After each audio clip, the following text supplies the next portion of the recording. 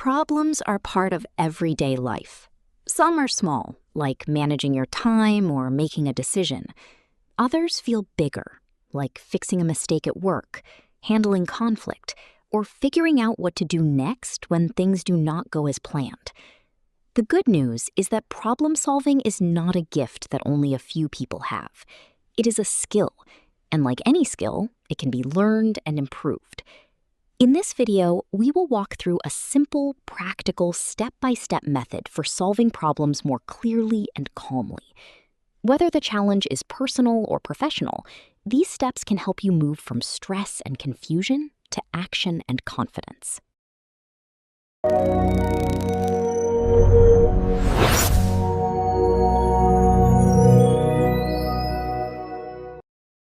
One reason problems feel overwhelming is that they often arrive as a blur. We feel pressure, frustration, or worry before we even understand what is really wrong. When that happens, the mind jumps ahead to the worst-case scenario. We may react too quickly, avoid the issue, or focus on the wrong thing. So the first key idea is simple. Before solving a problem, slow down enough to understand it. A clear problem is easier to solve than a vague one. Clarity reduces stress. And when we reduce stress, we think better. The first step in problem solving is to pause. This may sound small, but it matters. When emotions are high, clear thinking drops. So before you act, take a breath. Create a moment of space between the problem and your reaction. That pause helps you avoid impulsive decisions and gives your mind time to reset. You do not need a perfect mindset. You just need to become calm enough to think. A short walk, one deep breath, or even a few quiet seconds can be enough to shift from reacting to reasoning. Once you are calm, define the real problem. This is where many people rush. Instead of asking, "What is bothering me?" ask, "What exactly is happening?" Be specific. If a project is behind schedule, is the real problem poor planning, unclear communication, or too many tasks at once? If a relationship feels tense, is the problem a misunderstanding, unmet expectations, or lack of time? Often, what looks like one big problem is actually something more precise. The more clearly you define the issue, the more likely you are to solve the right one. Now, gather the facts. Problems often grow worse when we fill gaps with assumptions. So ask, what do I know for sure? And what am I only guessing? Look at the situation carefully. Who is involved? What happened? When did it start? What evidence is available? This step is not about blame. It is about accuracy. When you separate facts from feelings and assumptions, you give yourself a stronger foundation for making decisions. Facts help turn emotional confusion into useful information. Big problems often feel heavy because we try to carry them all at once. A powerful solution is to break the problem into smaller parts. Ask yourself, what are the pieces of this situation? What can be handled separately? For example, if work feels overwhelming, the real issue might include deadlines, communication, and energy management. Those are different parts, and each may need a different response. Breaking a problem down makes it more manageable. It also helps you see where progress is possible, even if the full issue is not solved all at once. To solve a problem well, look beneath the surface. Sometimes what we notice first is only the symptom. The real cause is deeper. For instance, missed deadlines may seem like a time problem, but the real cause could be unclear priorities or poor communication. Ask why carefully. Why is this happening? And why is that happening? You do not need to overanalyze every detail, but you do want to avoid solving only the visible surface while the true cause remains untouched.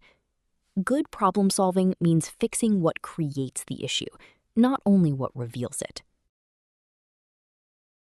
Once you understand the problem, generate options. Do not stop at the first idea. Challenge yourself to think of several possible solutions, even if some seem imperfect at first. Creativity matters here. Maybe you can simplify the task, ask for help, change the order of actions, delay a less important part, or try a new approach entirely. This step works best when you allow ideas to come before judging them. The goal is not to find a perfect option immediately. The goal is to create choices. More choices usually lead to better decisions. Now compare the options. Ask practical questions. Which solution is most realistic? Which one is fastest? Which one is most effective in the long term? What are the risks? What support or resources would be needed? Every solution has trade-offs. Some are quick but temporary. Others take more effort but solve the problem more fully. This step is about thoughtful choice, not overthinking. You are looking for the option that best fits the situation right now, with the time, energy, and resources you actually have. A solution becomes useful only when it becomes a plan. So choose one direction and make it concrete. What is the first action? What comes next? Who needs to be involved? When will you begin? The clearer your plan, the easier it is to act on it. This is also where many people get stuck, not because they lack ideas, but because they never turn those ideas into steps.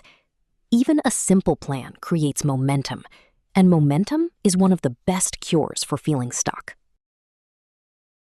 Not all at once. Just begin. The first small step matters more than waiting for the perfect moment. If the problem is a difficult conversation, schedule it. If it is a work issue, send the message, organize the files, or clarify the priority.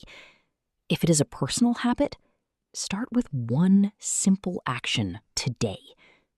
Small action reduces uncertainty. It turns ideas into movement. And often, once the first step is taken, the next one becomes easier.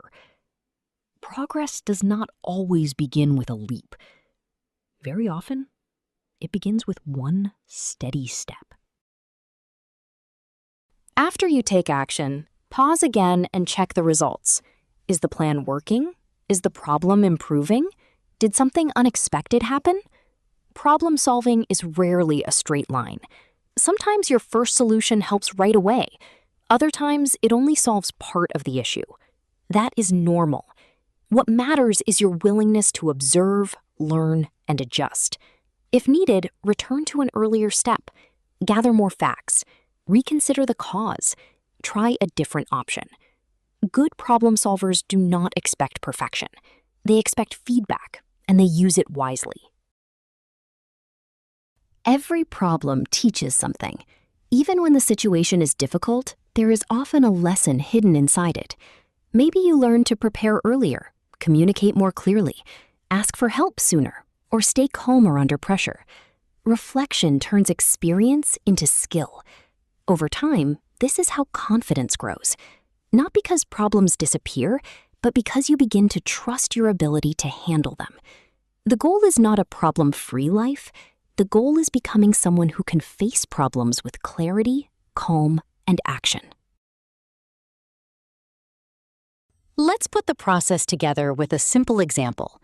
Imagine someone feels constantly overwhelmed at work. At first, the problem seems to be, I have too much to do. But after pausing and looking more closely, they realize the real issue is that priorities are unclear, and they keep reacting to everything at once. They gather facts, break the issue into parts, and identify the main cause, lack of structure. Then they create options, reordering tasks, asking for clarity, and blocking focus time. They choose one plan, take the first step, and review the result. The workload may not vanish overnight, but the problem becomes manageable because the approach becomes clear. So here is the step-by-step method. Pause, define the problem, gather facts, break it down, find the cause, think of options, compare them, choose a plan, take action, and adjust if needed. These steps are simple, but they are powerful when used consistently. You do not need to solve every problem perfectly.